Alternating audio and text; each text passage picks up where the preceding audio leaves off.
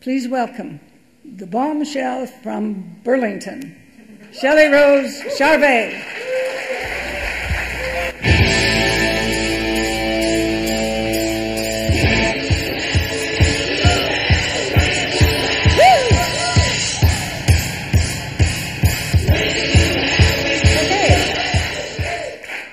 And now, you've all been waiting for this topic, probably most of your lives.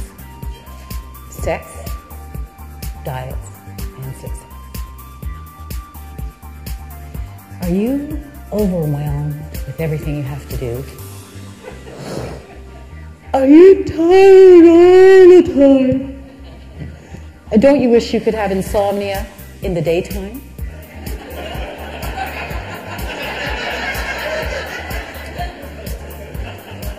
Are you a prisoner of your job?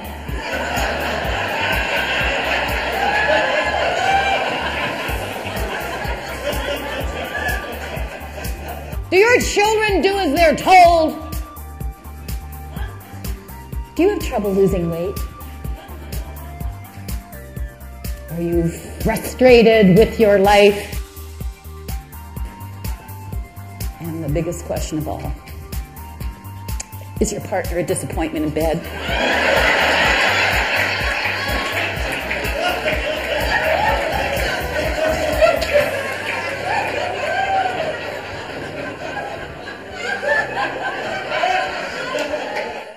Your partner.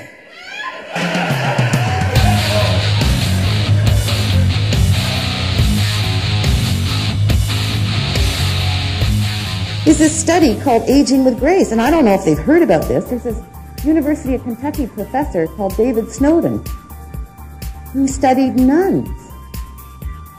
Think about that. Here are these...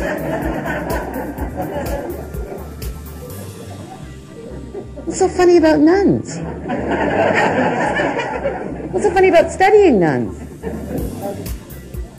Anyway, he was interested in aging, and in fact, when he studied the nuns, he turned out accidentally the precursors to Alzheimer's. Bonjour, je dois vous dire que je suis ravie d'être là parmi vous. Je suis la présidente actuelle de l'Association canadienne des conférenciers. Now, why is it that people become more skeptical, or it's not everybody, but why do some people become more skeptical when you get enthusiastic? You see, the issue is, at a below conscious level, when you're enthusing about something, it's perceived as if you're telling other people what to think and what to do. And most people that you deal with in your life don't want you to tell them what to do. Shelle Rose Charvet, linguistics expert and author of Words That Change Minds, Mastering the Language of Influence. Shelle, good morning to you. Good morning. Thanks for coming in. Stephen Harper, it's been said, is one of the most demonized politicians there is. Mystifies a lot of people, but can we understand that a little bit more by looking at language? You can do that both by body language and the language that he uses. Let's start with body language, because I think that's what frightened people first of all. Is he belongs to a group of people which is relatively small in the population who don't use nonverbal communication. No voice tone inflections, no facial expressions, and he doesn't respond to your facial expressions and to what you say. So people will say, for example, that he stares at them, but they don't feel like they've been seen.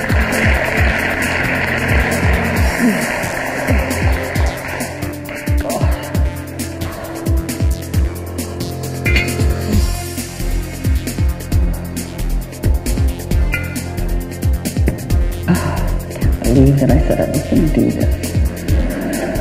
Alright.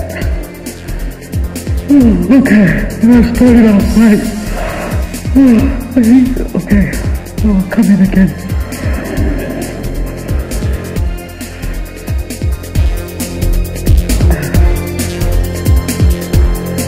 The next revolution won't be in technology.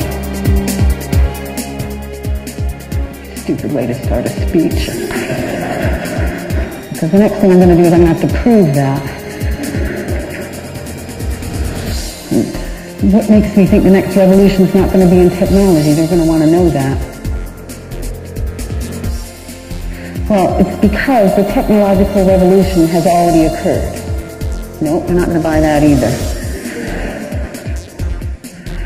All right, the technological revolution has already occurred. Otherwise, we wouldn't have called it a revolution. We wouldn't have said it was here. The fact that we call it a technological revolution means that it's already occurred, and that something to nothing, or nothing to something, has already happened. Well, at least I think it has, judging by the amount of email I get for Viagra and penis enlargement,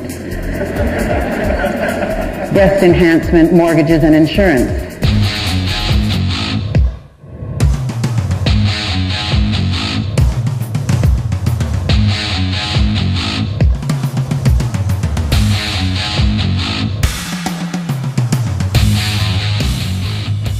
See, when you tell somebody, there's no opportunity to think. There's only an opportunity to react.